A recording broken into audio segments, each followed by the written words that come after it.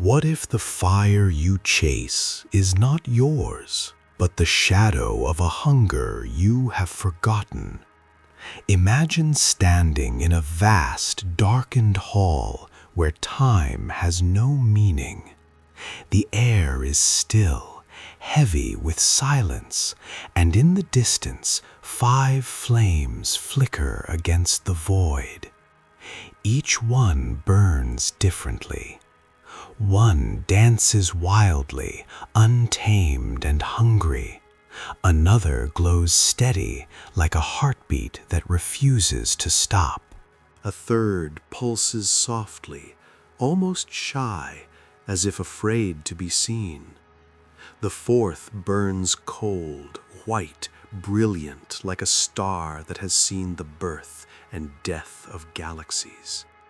And the fifth, it burns low, embers glowing beneath ash, waiting. You do not know why, but you are drawn to one. Your hand moves without thought. Your heart quickens. This is not a random choice. This is your soul recognizing itself in the language of fire. Carl Jung believed that our choices are never accidents. They are whispers from the unconscious, messages from a part of us we have been too afraid or too busy to meet. The flame you choose is not just about passion. It is about the wound that drives you, the ghost that haunts your ambition, the child inside you still reaching for warmth. And by the end of this video, you will understand the one truth about yourself that has been shaping every decision you have ever made, even the ones you thought were free. Jung spoke of archetypes, ancient patterns buried deep in the collective unconscious, shared by all humanity. The lover, the warrior, the sage, the orphan, the sovereign. These are not roles we play. They are forces that play us. And fire, throughout history, across every culture, has been the ultimate symbol of transformation. It destroys, it purifies, it reveals. The Greeks believed Prometheus stole fire from the gods to give humanity not just warmth, but consciousness, the ability to see in the dark, to create, to become more than animal. But fire also burns. It consumes. It punishes, and the flame you are drawn to tells the story of what you believe you must sacrifice to feel alive. But why this test? Why now? The answer lies in the part of your soul you have been afraid to look at, the part that whispers late at night when everyone else is asleep, the part that says you are not enough, or that you are too much, or that you were meant for something else entirely. Jung called this the shadow, and your flame is the light you use to find it. Let us begin. Look at the flames again. Do not think. Feel. Which one calls to you? The first flame dances wild and red. It leaps and crackles, never staying still, always hungry for more. At first glance, this is the flame of the adventurer, the rebel, the one who refuses to be caged. If you chose this flame, you are driven by a need for freedom so intense it borders on desperation. You cannot bear stillness. Routine feels like death. You crave intensity, risk, the edge of the cliff where most people step back and you leap forward. But here is what most people are too afraid to admit about this choice. This flame is not about courage. It is about running. Somewhere in your past, you learned that to stop moving is to be caught. Perhaps you grew up in chaos, where love was conditional and safety was a lie. Perhaps you were the child who had to entertain, to perform, to keep the attention of someone who would otherwise disappear. And so you learned to burn bright, to never let the light go out, because if you did, you would be forgotten. Jung would say you carry the archetype of the eternal youth, the Puer Aeternus, forever chasing the next thrill, because the present moment feels like a trap. Your passion is real, but it is also a defense. You fear intimacy. You fear being known, because to be known is to be vulnerable, and vulnerability, in your world, once meant annihilation. The red flame is the flame of unprocessed anger, of a child who was told to sit down and be quiet when all they wanted was to scream. And now you scream through your choices, your relationships, your refusal to commit. You are not free. You are haunted. And until you turn and face the thing you are running from, you will always be searching for a fire that never satisfies. The second flame burns steady and orange, strong and reliable. It does not waver. It does not beg for attention. It simply is. If you chose this flame, you are driven by a need for purpose, for legacy, for something that will outlast you. You are the builder, the protector, the one who carries the weight so others do not have to. People rely on you. You do not complain. You do not quit. But listen closely, because this next part changes everything. You have confused duty with love.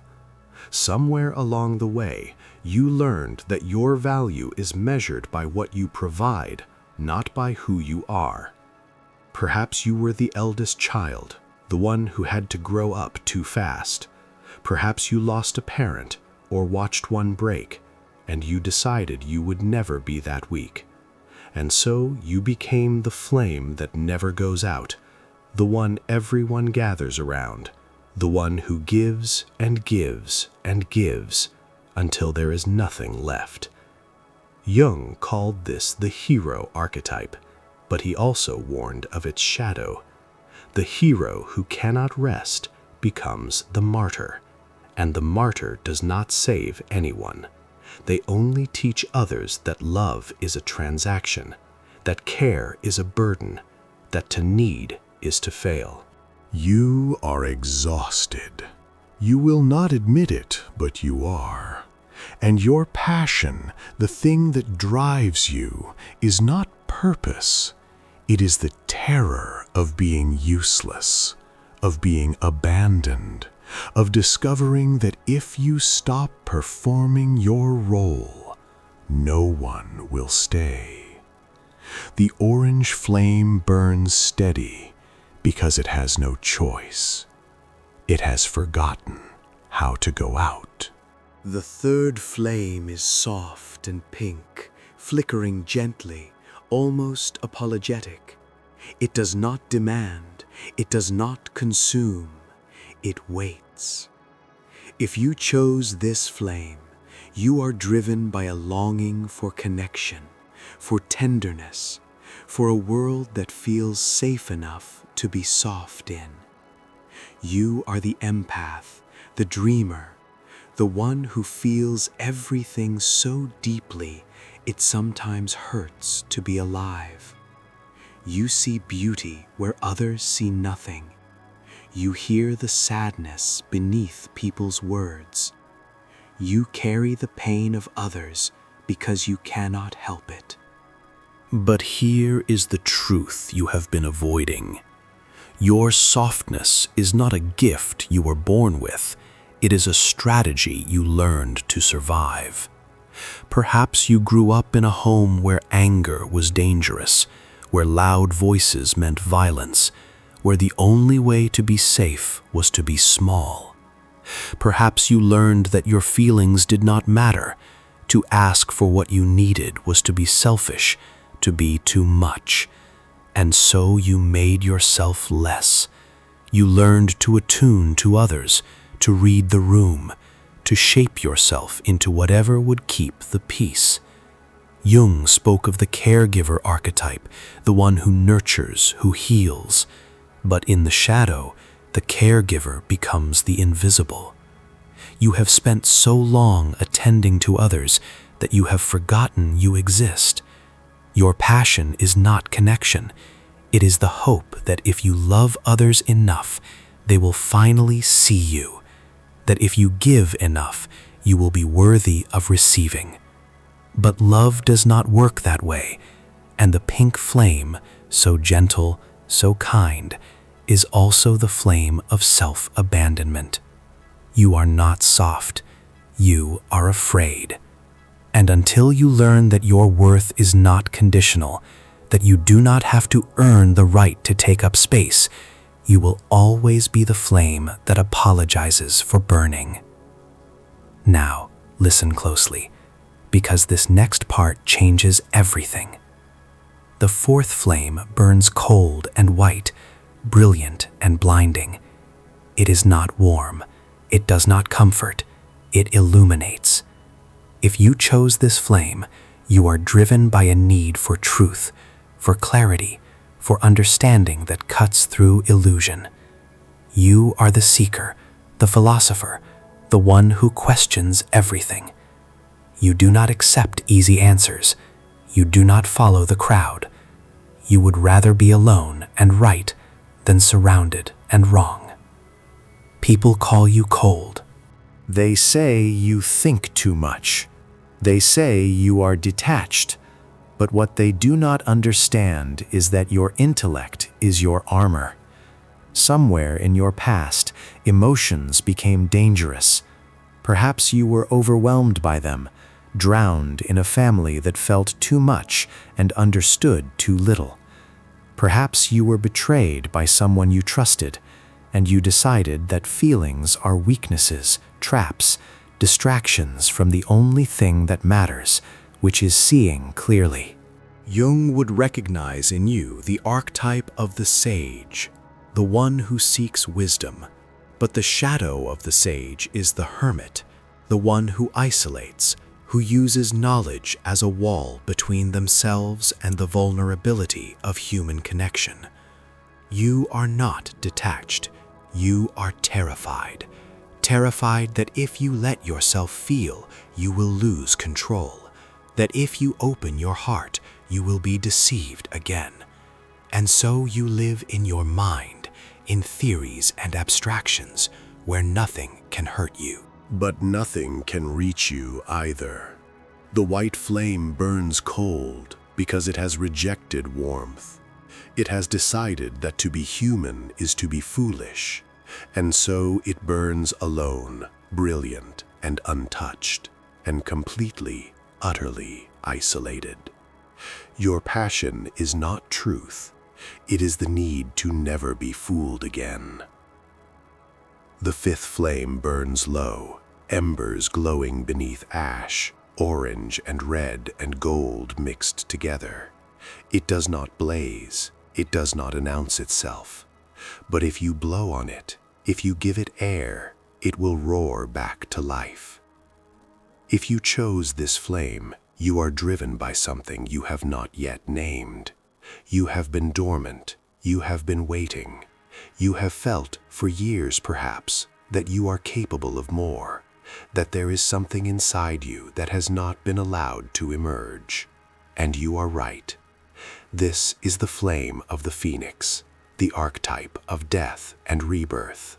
You have been through something, a loss, a betrayal, a collapse, and it nearly destroyed you, but it did not. You are still here, and somewhere beneath the ash, the part of you that refused to die is waiting for permission to rise. Jung believed that the greatest transformations happen in the darkness, in what he called the negredo, the blackening, the stage of alchemy where everything must be broken down before it can be remade. You are in that stage now, or you have been, and the thing that drives your passion is not ambition or fear or hunger. It is the quiet, unyielding knowledge that you are not finished, that your story is not over. But here is what you must understand. The ember does not reignite on its own. It needs air. It needs intention. It needs you to stop waiting for permission and start feeding the fire yourself. You have been afraid that if you try and fail, it will prove you were never meant to burn at all. But that is the voice of the wound, not the voice of your soul. The ember is the flame of those who have died and chosen to live anyway. And that choice, that defiance, is the most powerful passion of all. So, what does this mean? What does your flame reveal? Carl Jung once said, "Your vision will become clear only when you can look into your own heart. Who looks outside dreams. Who looks inside awakes." The flame you chose is not random. It is the mirror of your unconscious, the symbol of the drive that has shaped your life, often without your knowing. If you chose the wild red flame, your work is to stop running and turn around, to meet the thing you fear and discover it cannot destroy you anymore. If you chose the steady orange flame, your work is to rest, to learn that you are worthy of love, not because of what you do, but because you exist. If you chose the soft pink flame, your work is to reclaim yourself, to stop shrinking, to remember that softness is not the same as weakness. If you chose the cold white flame, your work is to descend from the mind into the heart, to let yourself be foolish, messy, human, to trust again. And if you chose the ember, your work is to breathe, to begin, to rise.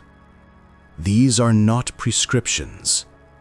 They are invitations. The flame is not who you are. It is the light you carry through the dark. And the dark, as Jung knew, is not the enemy. It is the place where we find the parts of ourselves we lost.